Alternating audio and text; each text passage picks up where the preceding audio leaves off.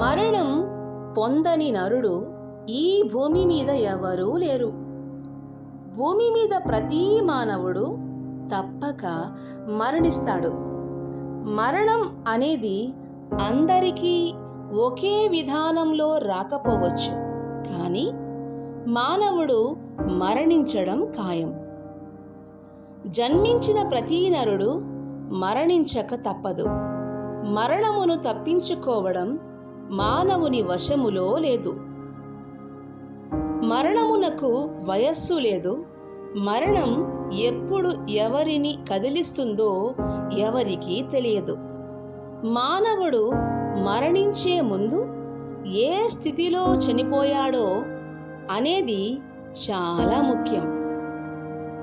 అతడు పాపములో ఉండి చనిపోయాడో లేక దేవుని పరిశుద్ధ సంబంధములో ఉండి చనిపోయాడో అనేది చాలా ముఖ్యమైన విషయం. పాపములో ఉండి చనిపోతే అతని ఆత్మ నరకములోనికి వెళ్ళి యుగయుగాలు వేదన చెందుతుంది. దేవునితో పరిశుద్ధ సంబంధములో ఉండి చనిపోతే అతని ఆత్మ పరలోక రాజ్యములో యుగయుగాలు సంతోషముగా ఉంటుంది. భూమి మీద పాపికి పరిశుద్ధునికి అంత్యక్రియలు ఘనంగానే జరుగుతాయి.